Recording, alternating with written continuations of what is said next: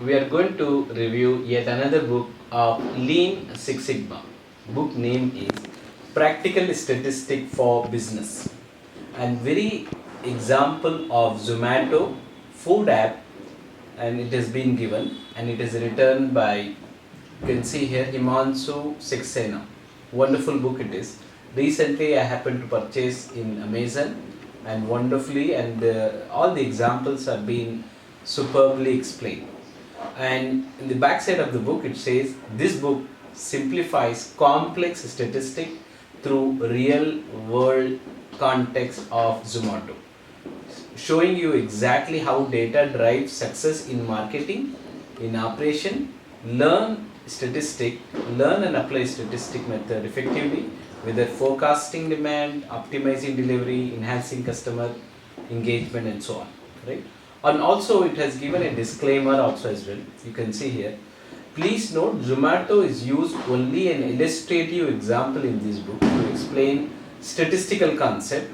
The example and scenarios are hypothetical and do not represent Zomato actual business practices or model. So you can see here. So it has basically the three chapters, right? So this is the three chapters we have, and chapter number 1 is introducing to data set and all that, and then it also talks about role of data in food delivery business, right? And data plays a major role in every industry, particularly in the context of food. It is also plays a major role. And then in chapter 1, part 1, fundamental concept in statistic, and quickly go over that one. And part 2 is you have it talks about the correlations, right?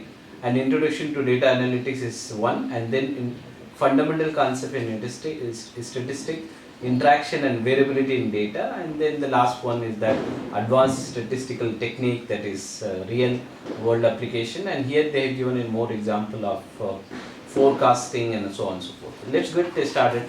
So the first thing which I really liked was Bayesian Statistics, right?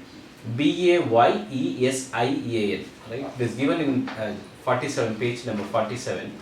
And what it is there, this is the detail about it.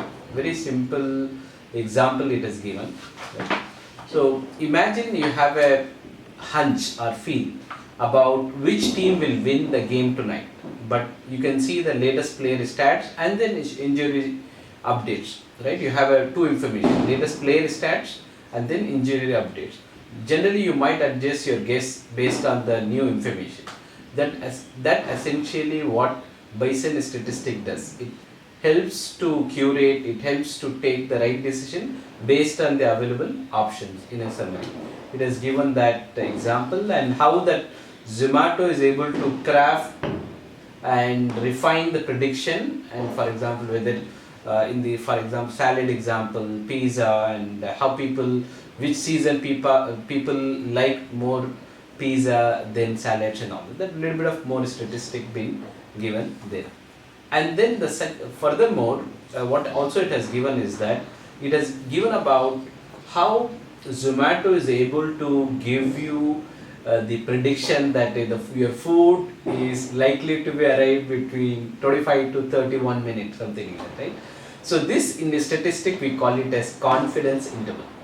Confidence interval, and very beautifully it has given about confidence interval. When you say confidence interval, mean you take it, and then z, that z 95% confidence will give you 1.96, and then you have a standard error of mean, that is standard deviation divided by square root of n, right?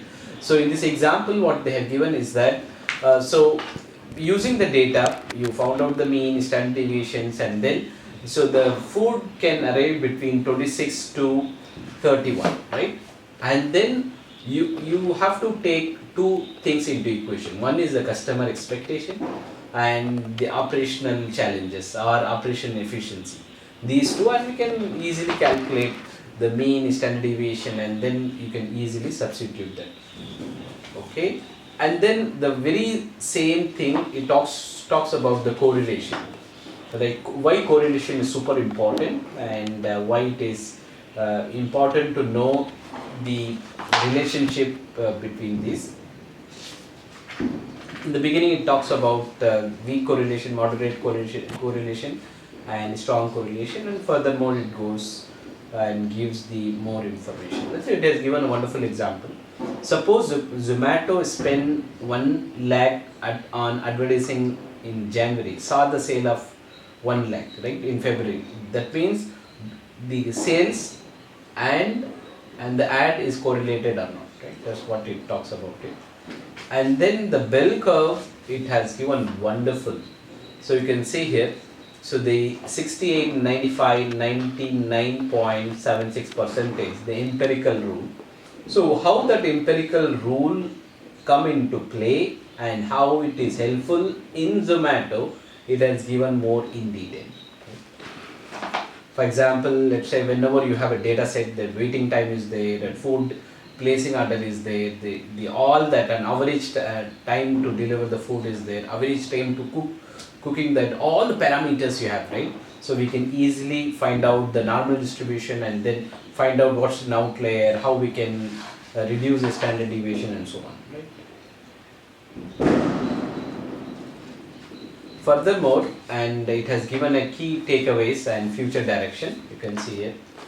And here, so understanding the data is important, conditional probability, p-values is significant for any hypothesis, balancing the data and all that.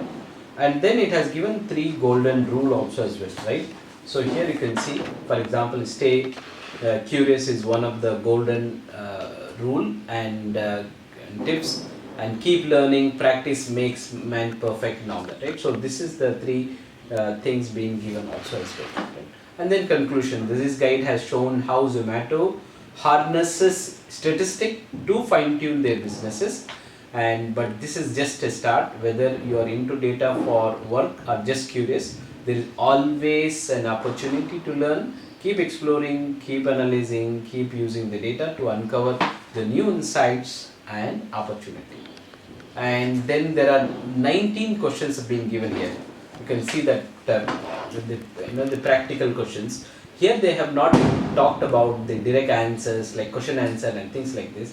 And they have given a very good example of food industry, and the example, the scenario, and then hint. There is no answer there, and then we can really work out and all that.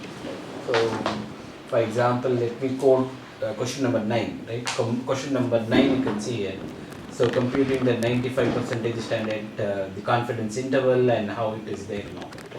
So all in all, I find this book very useful, and of course you can read it through almost in a day. We can complete this book, reading this book, but it has really good information, and doesn't talk too much about statistic, but it gives the how to interpret, how to take it from there. Okay, thank you so much.